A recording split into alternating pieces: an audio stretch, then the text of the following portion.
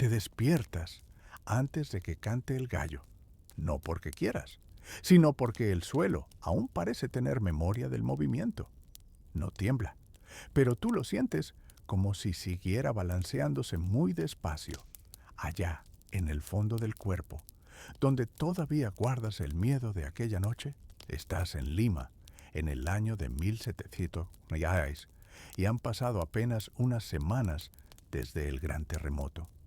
Todavía llamas la casa a este conjunto de maderas, mantas y adobes resquebrajados donde duermes con tu familia, aunque ya no se parece a la casa en la que vivías antes.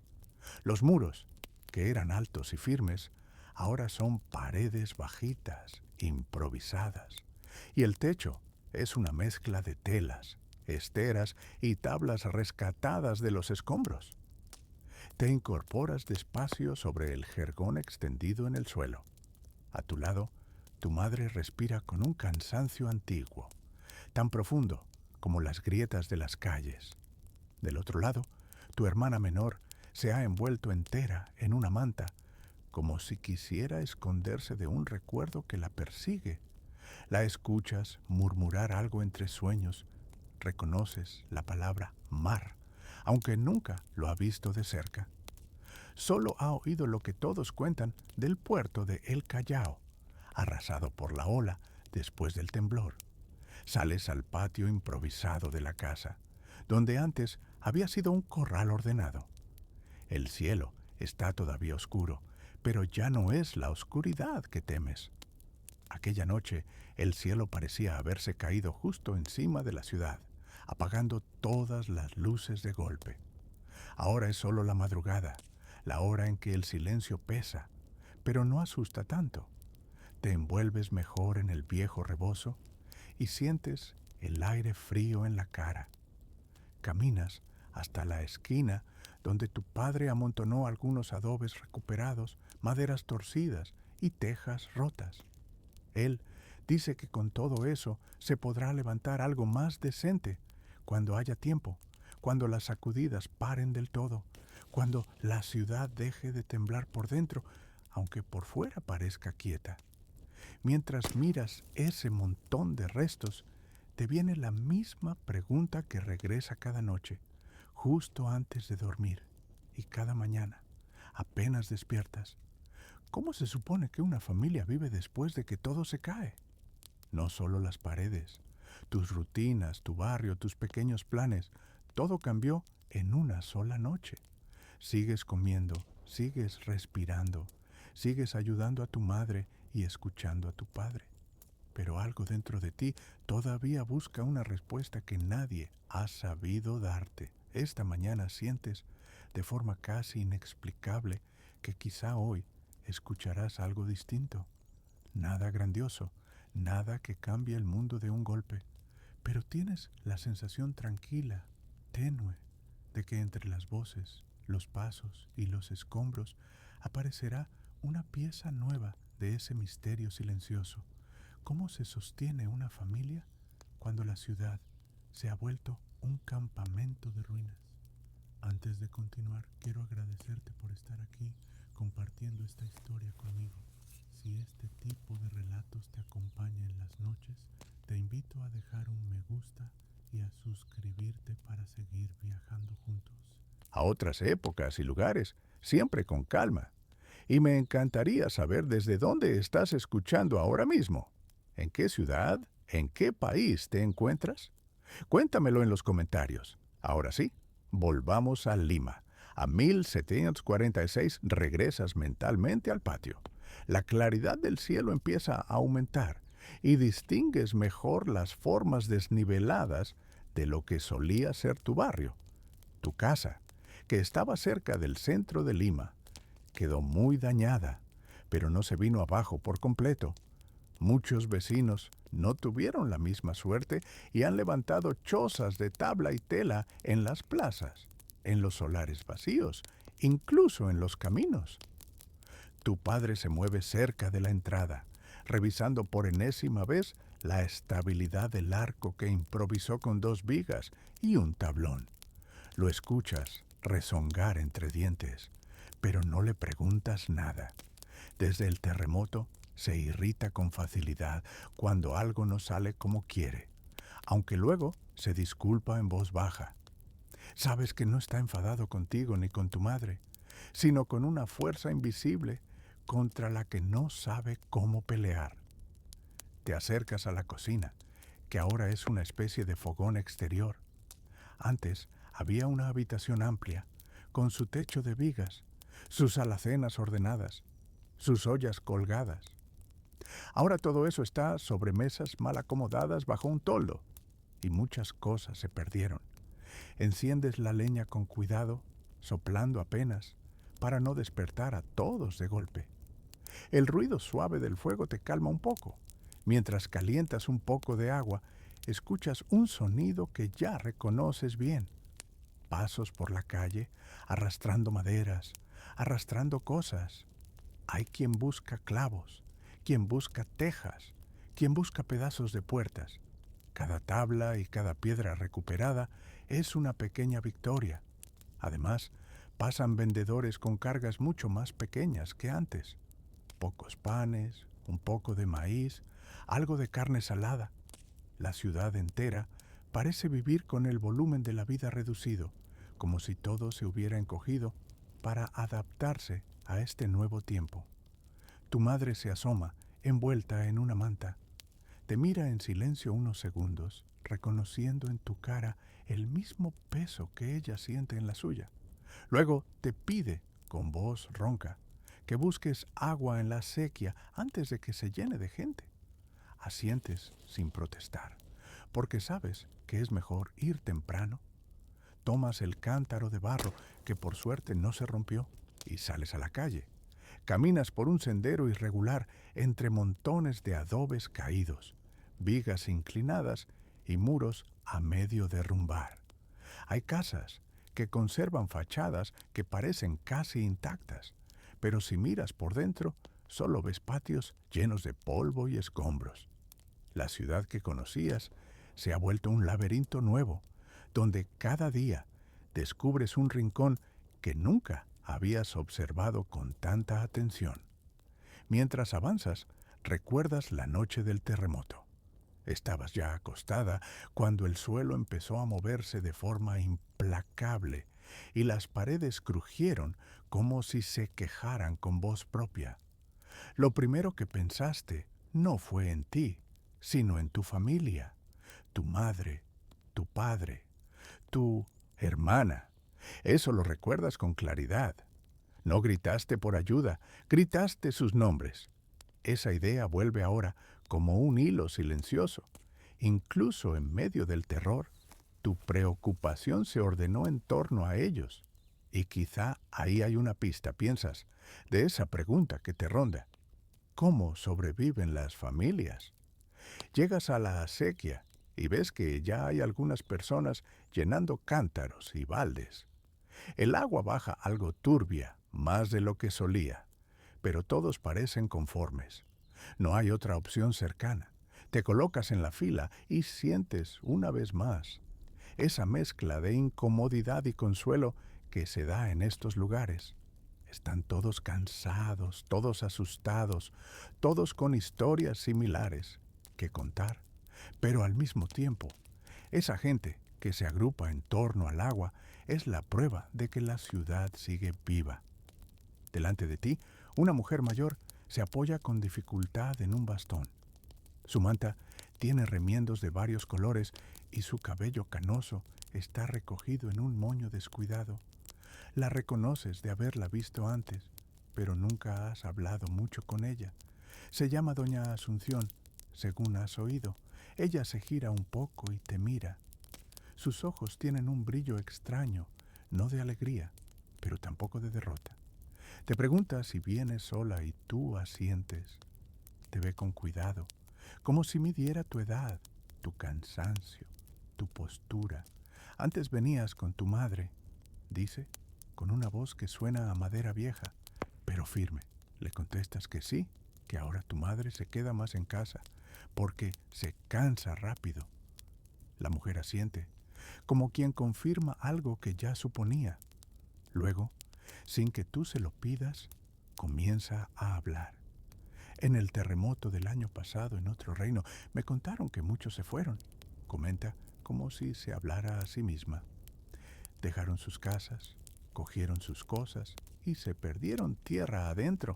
Aquí, en Lima, muchos quisieran irse también, pero se quedan, porque no pueden o porque no quieren. La miras con curiosidad. El rumor de irse de Lima se ha escuchado desde el terremoto. Amigos que dicen que en la sierra hay menos peligro. Comerciantes que piensan en mudarse a Trujillo o a otros lugares donde el mar no llegaría nunca. Pero tu familia se ha quedado, no porque le sobre nada, sino porque no tiene a dónde ir. La mujer continúa. Yo he visto levantarse casas sobre casas caídas. Dice, no es la primera vez que la tierra se sacude. Lo que cambia no es solo la madera ni el adobe. Cambia cómo la gente se mira en la mañana. Sus palabras se quedan flotando en el aire. No entiendes del todo qué quiere decir, pero sientes que hay algo importante allí. Piensas en tu padre evitando tu mirada cuando se le quiebra la voz, en tu madre que ya no canta mientras cocina, en tus vecinos que ahora se saludan con una seriedad nueva. Piensas incluso en ti, en cómo te mueves con más cuidado, como si cada paso tuviera un peso diferente. Te toca llenar el cántaro y te concentras en no derramar demasiada agua. Cuando terminas, te apartas para dejar sitio a otros. Doña Asunción llena el suyo con movimientos lentos. Antes de que te alejes, te llama de nuevo. «Muchacha», dice, mirándote como si te conociera desde hace años. Acuérdate de una cosa. Lo que mantiene una casa en pie no es la pared que ves, sino lo que no se ve. No lo olvides cuando sigas recogiendo maderas. No le respondes, solo inclinas la cabeza. Sus palabras se suman a esa pregunta silenciosa que llevas dentro. Te alejas con el cántaro sobre la cadera, sintiendo el peso del agua y de alguna manera el peso de lo que te acaba de decir. Regresas a casa esquivando montones de escombros. En el camino ves a un grupo de hombres levantando un poste para sostener una tela grande. Parece que quieren armar una especie de refugio común. Otros cargan vigas rescatadas de una casona más cercana al centro. Los oyes comentar que allí vivía un comerciante rico, que perdió casi todo. En una esquina, unos niños juegan con pedazos de adobe, apilándolos como si fueran bloques. Uno hace caer la torre con un manotazo y todos ríen.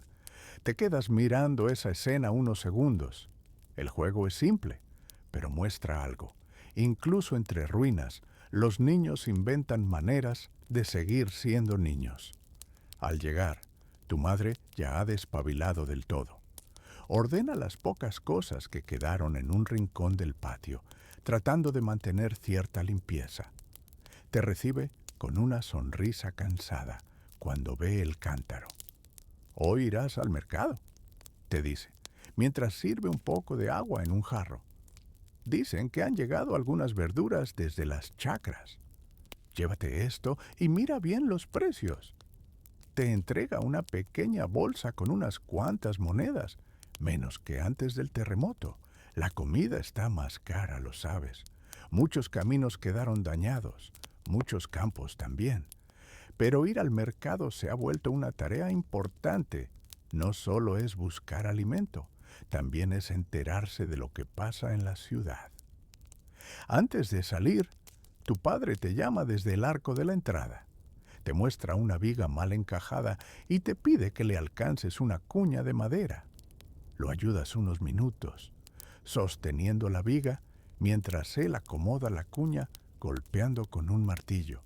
Cada golpe resuena más de lo que debería en tus nervios, pero respiras hondo y te mantienes firme. Cuando termina, tu padre se queda unos segundos con la mano apoyada en la madera, respirando fuerte. Luego te mira. «No podemos hacer todo de una vez», dice, casi como si se lo recordara a sí mismo. Pero mientras haya que levantar, se levanta. Nosotros nos quedamos. ¿Entiendes? Asientes. No estás segura de entenderlo todo, pero entiendes lo principal. Irse no es una opción para tu familia. Y en esa decisión hay algo de orgullo, algo de resignación y algo de esperanza. Sales hacia el mercado. A medida que te acercas al centro, ves más gente en la calle, mujeres con canastas, hombres con carretillas, frailes que caminan recogiendo donativos, soldados que recorren algunas zonas para evitar saqueos. La Plaza Mayor, que antes estaba rodeada de casonas elegantes, ahora muestra fachadas dañadas, balcones partidos, paredes abiertas que dejan ver salones vacíos. Sin embargo, en medio de todo, el mercado se ha reorganizado. Los puestos ya no están donde solían, muchos vendedores se han desplazado a áreas menos dañadas. Caminas entre mantas extendidas en el suelo con pequeñas montañas de maíz, algunas frutas, trozos de carne.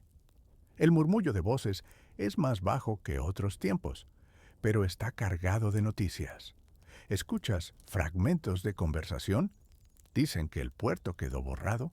El virrey quiere que reconstruyamos. Los muertos se cuentan por miles. Han levantado una iglesia provisional. Te acercas a una mujer que vende verduras traídas de la zona de Huarochirí. Sus manos tienen tierra bajo las uñas, como si acabara de arrancar las plantas. Compras unas cuantas con cuidado, regateando un poco, pero sin abusar. Ambos saben que los tiempos no están para malgastar. Cuando terminas la compra, sientes un tirón suave en tu manga. Te giras y encuentras los ojos brillantes de un muchacho de tu edad, quizás un poco mayor. Lo has visto antes. Es hijo de un carpintero que vivía a 2 calles de la tuya. Se llama Mateo. Te estaba buscando, dice en voz baja, casi como si conspirara. Mi padre quiere hablar con tu padre. Ha conseguido algunos tablones. Dice que quizá puedan ayudarse. Agradeces la noticia y le preguntas cómo está su familia. Él se encoge de hombros. ¿Seguimos aquí?, responde. Mi madre duerme mal, pero dice que mientras haya trabajo, no nos iremos. Mi padre dice que ahora todos necesitan carpinteros, pero que casi nadie tiene con qué pagar. Así que, por ahora, cobramos con tablas, clavos, comida, lo que haya. Lo escuchas y piensas en algo que has oído repetirse. La ciudad ha cambiado su moneda. Ya no solo son reales y pesos, ahora también son vigas, ollas, mantas, manos que ayudan. A veces, tu padre vuelve a casa con menos dinero, pero con un saco de maíz o con un pedazo de cuerda resistente, y tu madre lo recibe como si fuera un tesoro. ¿Y tú?, pregunta Mateo, mirándote con curiosidad. ¿Qué haces ahora? Antes siempre te veía corriendo a la escuela de las monjas. ¿Sigues yendo? La idea te toma por sorpresa. La escuela quedó dañada. Las monjas ayudan ahora a heridos y huérfanos. Hace días que no piensas en la palabra estudios. Sin embargo, esa parte de tu vida existía antes y ahora queda suspendida en el aire, como un balcón sin muro. Ayudo en casa, respondes, y voy por agua y al mercado y recojo escombros. Ya veré lo demás después. Mateo asiente, como si supiera que en esta ciudad postrada las prioridades se han puesto boca arriba. Luego te habla de algo más. Dice que en la plaza de al lado, a cierta hora, un escribano ha comenzado a reunir historias de lo que pasó la noche del terremoto. Dice que el virrey quiere informes, que la historia se está recogiendo en papeles. La idea te intriga. Historias, testimonios, papeles. Nunca habías pensado que la vida de tu familia pudiera interesarle a alguien para escribirla. ¿Por qué hacen eso?, preguntas. Mateo se rasca la cabeza. No sé bien, responde. Dicen que para aprender, para entender, para que no se olvide.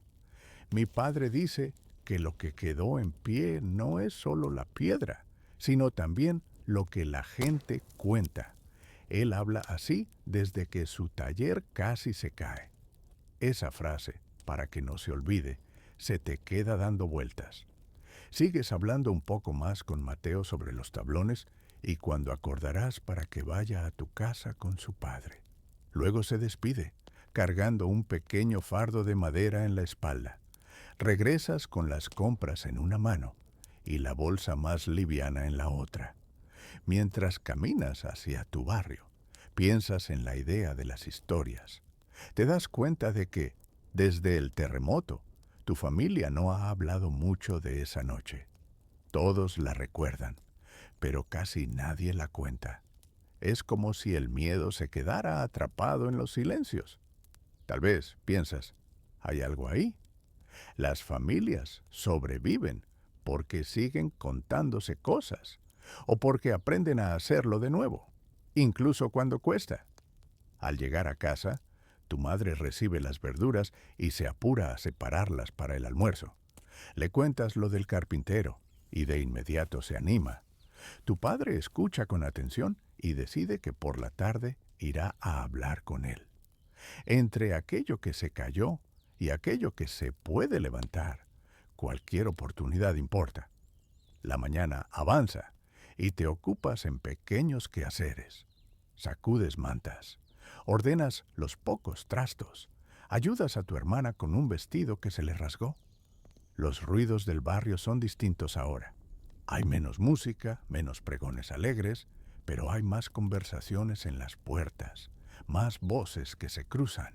La desgracia ha quitado espacio a los secretos. Al mediodía, mientras comes un guiso sencillo, tu padre menciona algo que te toma por sorpresa. Mañana iré al Callao, dice, sin levantar la vista del plato. Tu madre se detiene en seco. ¿Para qué? Pregunta, con un tono tenso, aunque controlado. Él respira hondo. Dicen que aún quedan cosas por rescatar, explica. La ola se llevó mucho, pero dejó también restos, maderas, sogas, y algunos piensan que se puede salvar algo de los almacenes. Necesito ver, necesito saber. ¿Habías oído hablar del Callao solo a través de los rumores? La mayoría dice que no queda casi nada, que el mar se tragó el puerto. Otros cuentan historias terribles, exageradas, de barcos en los techos y peces en las plazas. Lo cierto es que nadie de tu familia ha ido aún. La idea de que tu padre vaya te inquieta, pero entiendes la lógica. Mientras muchos se alejan, otros se acercan para buscar lo que quedó. Después de comer, tu padre se marcha a hablar con el carpintero. Tú te quedas con tu madre, que guarda un silencio largo. Ella no te lo dice, pero sabes que le preocupa ese viaje. El mar, que antes era solo una presencia distante, se ha vuelto una amenaza en la imaginería de todos. Por la tarde, tu madre te pide que la acompañes a visitar a una vecina que ha recibido a familiares que lo han perdido todo. Caminan juntas hasta una casa que antes parecía grande y ahora se ve convertida en un patio con paredes maltratadas, donde se apretujan colchonetas, mantas y cajas. Allí conoces por primera vez a una familia que viene del Callao. Son más pálidos, más delgados, como si la ola les hubiera arrancado no solo sus casas, sino también algo de color. La mujer, llamada Lucía, te cuenta que la noche del terremoto pensaron que todo había acabado cuando finalmente el suelo se calmó. Salieron a la calle a ver los daños, confundidos, llorando. Y entonces escucharon un rugido que no venía de la tierra, sino del mar. No te lo cuenta con dramatismo, sino con una calma extraña, como quien repite una historia tantas veces que las palabras se han gastado. Habla del agua entrando como un animal oscuro, engullendo calles, barcos, casas. Habla de gritos que se cortan de repente. Habla del silencio posterior, que fue peor que el ruido, Mientras la escuchas, comprendes que tu familia, aun con los muros cuarteados y el techo improvisado, tuvo suerte. Tus pérdidas son grandes, pero aún tienes un patio donde poner un fogón, una calle por donde caminar, una acequia donde recoger agua. Otros lo han perdido todo. Esa comparación no te hace sentir culpable, sino más consciente. Lucía menciona algo que te llama la atención. Dice que ahora, en la casa que la acoge, duermen todos juntos, revueltos, como una sola familia grande. Que cada noche, antes de dormir, los niños piden que les cuenten la historia de cómo escaparon del mar, aunque la han oído ya muchas veces. Necesitan escucharla, dice ella, para creer que de verdad siguen aquí. Regresas a casa con esa imagen en la mente, una familia entera, junto a otra familia, haciéndose más grande, compartiendo un espacio reducido y una historia común. Te preguntas si, de algún modo, todas las familias de Lima se han unido en algo que todavía no logras nombrar. Esa noche, antes de acostarte, tu padre vuelve y te cuenta lo del carpintero. Se han puesto de acuerdo. Trabajarán juntos en algunos arreglos de casas vecinas y en pago recibirán materiales con los que podrán seguir reparando la suya. No es un trato ideal, pero es un comienzo. La madrugada llega de nuevo y lo hace con un silencio menos pesado. Te acuestas junto a tu hermana y escuchas su respiración. Te das cuenta de que desde el terremoto prestas más atención a los sonidos de tu casa. Un suspiro, un crujido de madera, el roce de una manta. Es como si vigilaras de cerca los signos de que todo sigue vivo.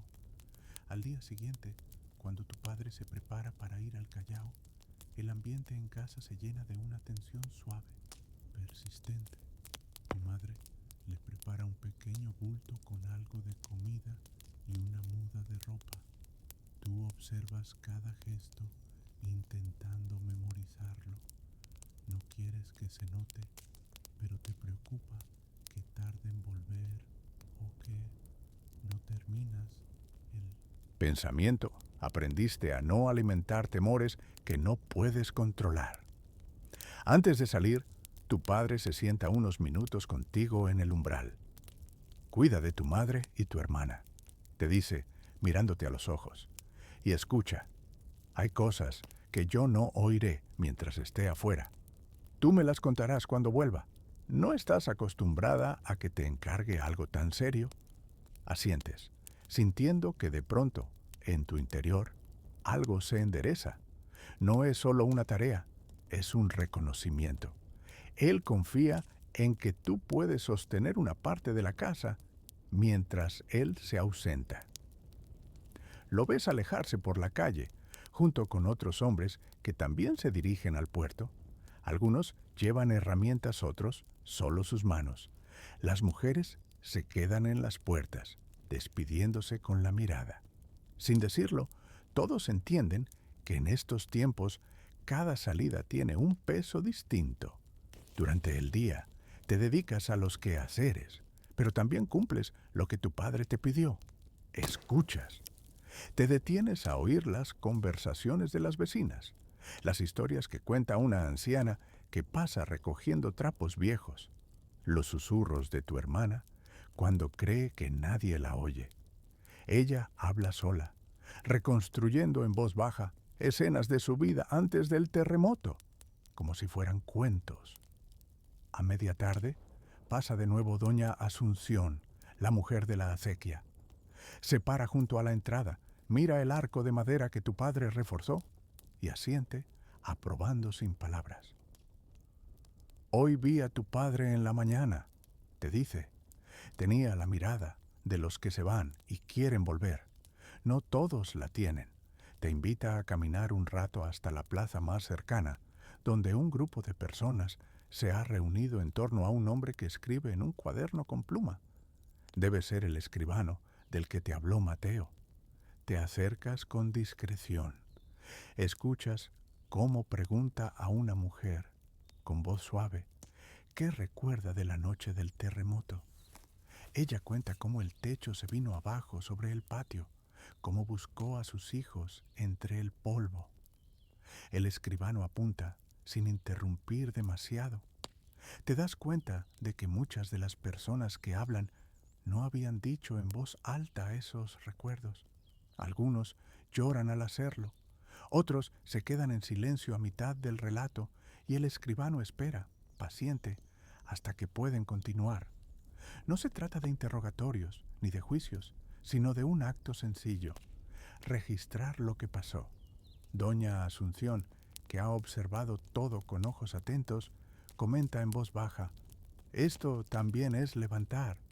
Las casas se reconstruyen con madera y adobe, pero la memoria, esa se levanta con palabras. Te quedas un rato viendo el ir y venir de gente que se anima a contar su historia. De pronto, sientes un empujón suave en el hombro.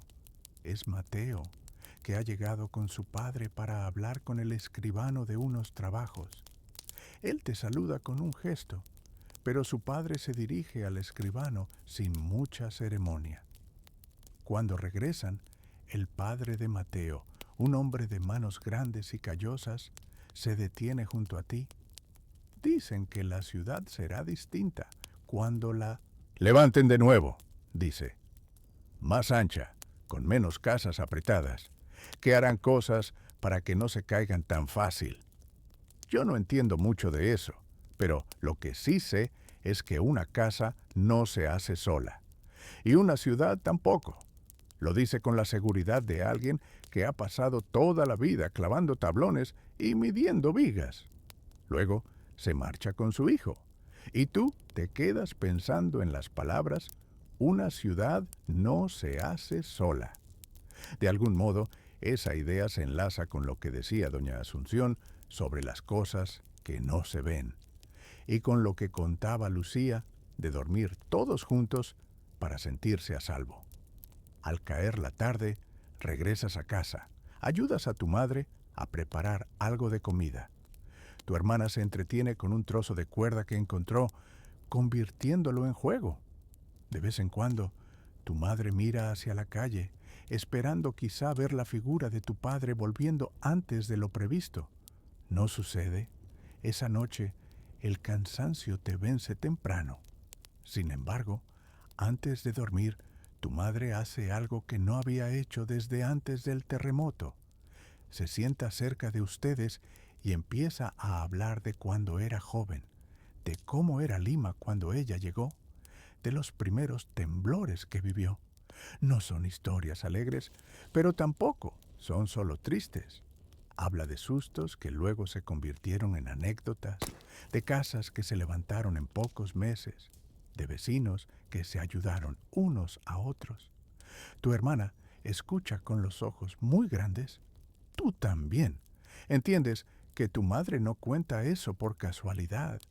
Está, sin decirlo, mostrando que esta no es la primera vez que la tierra se sacude, ni la primera vez que la gente tiene que empezar de nuevo. Y en ese relato, ella se coloca a sí misma como alguien que ya ha sobrevivido a otras caídas. Al día siguiente, la ciudad amanece con un rumor distinto. Alguien dice que han llegado noticias nuevas del Callao, pero tu padre no ha regresado todavía.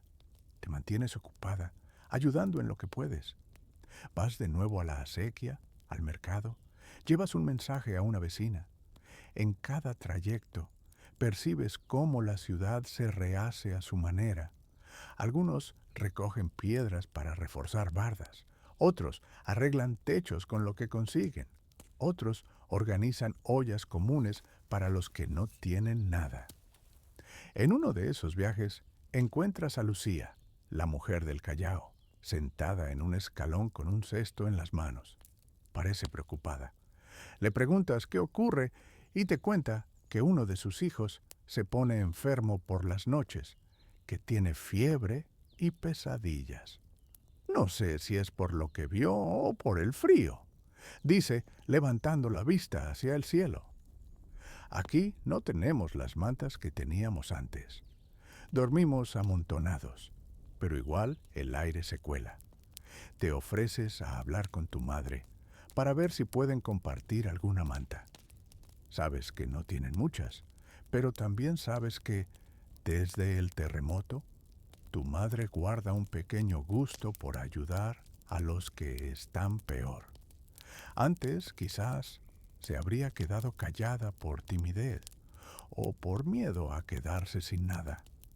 Ahora ha descubierto que compartir un poco no la empequeñece, sino que la sostiene de una forma nueva. Esa tarde, tu madre manda a tu hermana a llevar una manta a la casa donde está Lucía. No es nueva ni gruesa, pero es algo. Tu hermana vuelve con los ojos brillantes, como si hubiera hecho algo importante. Tal vez piensas, eso también es parte de la respuesta que buscabas. Las familias sobreviven no solo por lo que guardan, sino por lo que se atreven a dar, incluso cuando tienen poco. Cuando finalmente, al tercer día, ves a tu padre aparecer al final de la calle, sientes un alivio que te recorre entera. Viene sucio, cansado, con la ropa manchada de barro y sal.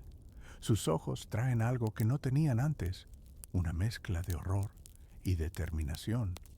Lo ayudas a quitarse la carga de la espalda. Trae cuerdas, algunas tablas, un saco con cosas variadas. Esa noche, cuando se sientan a comer lo poco que hay, él empieza a hablar del Callao. Lo cuenta con pocas palabras, sin recrearse en los detalles. Habla de una línea de destrucción donde antes había calles, de barcos partidos en dos, de cuerpos que aún se encuentran entre restos. Pero también habla de hombres ayudándose a subir a los techos para rescatar lo que sea, de mujeres que preparan comida en fogones improvisados, de niños que corren entre montones de madera buscando cosas útiles. No sé cómo explicarlo, dice al final, mirándolos a todos. Es como si el mundo se hubiera roto por la mitad, pero en los bordes de esa ruptura la gente estuviera cosiendo con las manos. Se queda en silencio y tú recuerdas las palabras del carpintero, de doña Asunción, de Lucía, del escribano. Te das cuenta de que todos, sin saberlo, hablan de la misma costura.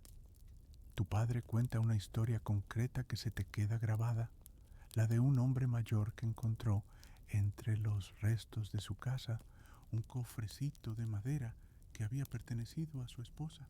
Dentro no había dinero ni joyas, sino cartas, pequeños papeles, dibujos de los hijos cuando eran pequeños. El hombre, dice tu padre, lloró al verlo intacto y declaró que con eso le bastaba para volver a empezar en otra parte del puerto o en otra ciudad o donde fuera. Tenía la mirada de alguien que ha perdido casi todo y sin embargo encuentra algo que le dice quién es, explica tu padre. Y con eso decide seguir. Te vas a dormir con esa imagen, un cofrecito de madera rescatado de entre las ruinas, con papeles que no valen nada para el mercado, pero que lo valen todo para una vida. Al día siguiente, cuando te despiertas, te das cuenta de que algo ha cambiado dentro de ti. La pregunta que te seguía noche tras noche ya no suena tan desesperada. Sigue ahí, pero ahora tiene alrededor pequeños fragmentos de respuesta, concretos, visibles. Piensas en las cosas que has visto estos días, vecinos compartiendo comida, mujeres cuidando hijos ajenos, hombres que reconstruyen no solo su propia casa, sino también la del lado, niños inventando juegos entre escombros ancianos que cuentan historias para que nadie olvide.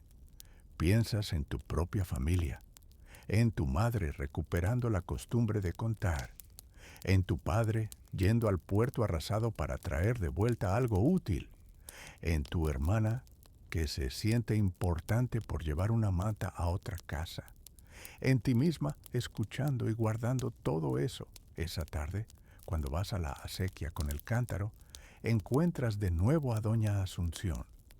La saludas y ella te devuelve el saludo con un leve movimiento de cabeza, como si supiera que ya has comprendido una parte de lo que intentó decirte. ¿Siguen recogiendo maderas?, pregunta. Asientes y le cuentas que tu padre trajo cosas del Callao, que ha hecho trato con el carpintero, que tu madre cuida a ustedes con más paciencia que nunca, pese al cansancio. ¿Y tú? ¿Qué haces?, insiste ella, mirándote con ojos que parecen atravesar capas de silencio. Le dices que ayudas en lo que puedes, que escuchas historias, que tratas de entender cómo se vive ahora. Ella sonríe un poco. Escuchar también es construir, dice. Cuando un día cuentes todo esto, tu familia seguirá un poco más viva. Aunque tú ya no estés en esta casa, ni en esta ciudad, ni en este tiempo. Sus palabras te sorprenden. Nunca habías pensado que podrías irte algún día, no por miedo, sino por elección. Pero no entras en ese tema ahora. Lo que te queda resonando es la idea de que contar también sostiene. Regresas a casa con el cántaro lleno y la cabeza aún más llena. Mientras el sol baja, tu padre y el carpintero trabajan juntos en reforzar el techo. Tú les alcanzas clavos, sostienes tablas, recoges trozos que sobran. En un momento, una viga se resbala y casi cae, pero el padre de Mateo la alcanza a tiempo. Todos se quedan en silencio unos segundos, como si esa viga fuera un símbolo de algo más. Luego, sin dramatismo, la recolocan. Seguirán intentándolo las veces que haga falta. Al final del día, te sientas un momento en el umbral, mirando la calle. Hay más casas improvisadas que hace unas semanas, pero también más techos enderezados, más puertas que se abren y cierran como si fuera lo más normal del mundo. Ya no ves solo ruinas, ves también la forma, aún borrosa, de una ciudad diferente. Tu madre se sienta a tu lado y se queda contigo un rato. No dice gran cosa, solo comenta que hoy el guiso salió mejor que ayer, que tu hermana se rió con un juego nuevo, que tu padre, aunque cansado, parece tener una fuerza distinta desde que volvió del puerto. Son detalles pequeños, casi imperceptibles, pero para ti se convierten en señales claras. Te das cuenta de que, sin grandes discursos, has ido encontrando una respuesta práctica a la pregunta que te hacía perder el sueño. ¿Cómo sobreviven las familias en Lima después del terremoto de 1746? No lo hacen con una sola cosa, ni con una sola decisión. Lo hacen sosteniéndose en muchas pequeñas acciones concretas. Lo ves en ejemplos simples, en la manta compartida con una familia del Callao, en las tablas que se consiguen a cambio de trabajo, en el agua que se recoge cada día a pesar del cansancio, en las historias que se cuentan a la luz del fogón, en las manos que se extienden para evitar que una viga caiga, en la decisión, tomada sin palabras, de seguir viviendo aquí, aunque la tierra ya haya demostrado que puede moverse cuando quiera. Y lo ves también en algo que no se ve, en el modo en que tu familia te mira ahora. Ya no eres solo la hija que va y viene, eres también la que escuchó a los vecinos, la que llevó noticias, la que ayudó a tu madre en los días en que tu padre no estuvo, la que ahora puede, si quiere, contar esta historia entera. Cuando llega la noche, te acuestas junto a tu hermana, que se pega a ti como si fueras una pared segura. Tu madre apaga la vela y se acomoda cerca. Tu padre se recuesta con un suspiro profundo. El techo, reforzado, cruje un poco, pero ya no lo sientes como una amenaza, sino como un recordatorio de que ahí está, sostenido por manos que conoces. Cierras los ojos y en la oscuridad tranquila de este nuevo hogar, medio improvisado, medio levantado, Ves desfilar las imágenes de estos días, la acequia, el mercado reorganizado, los soldados en las calles, el escribano tomando notas, Lucía recordando al mar, los niños jugando entre adobes, el cofrecito de madera del hombre del Callao, la manta compartida, las tablas cargadas al hombro, la pluma sobre el papel, la viga al borde de caer y las manos que la sujetan. Entiendes que no hay un solo gesto que lo explique todo. Pero si tuvieras que señalar un momento que lo cambie todo para ti, sería ese en que tu padre, antes de marcharse al puerto, te confió la tarea de escuchar y sostener. En ese instante, la casa dejó de ser solo responsabilidad de los adultos. Te convertiste, sin ceremonias, en parte de la estructura invisible que la mantiene en pie. Con ese pensamiento, tu respiración se vuelve más lenta. Sientes el peso ligero de la manta sobre tu cuerpo, el calor cercano de tu hermana, el murmullo lejano de la ciudad que se rehace noche tras noche. El suelo, por primera vez en mucho tiempo, lo percibes inmóvil, como si también estuviera cansado de moverse. Sabes que mañana volverán las tareas, el agua, el mercado, las tablas, las historias. Sabes que Lima no se reconstruirá en un día ni en un mes. Pero también sabes, con una certeza suave, que tu familia ha encontrado la forma de seguir. Te dejas llevar por ese alivio silencioso. El miedo que te acompañaba en cada movimiento se ha vuelto más pequeño, más manejable. No ha desaparecido, pero ahora convive con algo nuevo, una confianza discreta en esas cosas que no se ven, pero que sostienen, como los lazos entre personas, como la decisión de compartir, como la costumbre de contar. Mientras el sueño se acerca despacio, te dices a ti misma que algún día, cuando todo esto sea un recuerdo, tal vez alguien pregunte cómo sobrevivían las familias en Lima tras el terremoto.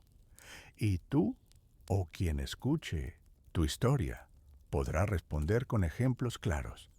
Mencionará la manta extra, el pedazo de pan compartido, la tabla rescatada del mar, la voz que se animó a recordar aquella noche, la mano que sostuvo la viga, el cofrecito de cartas que no se perdió.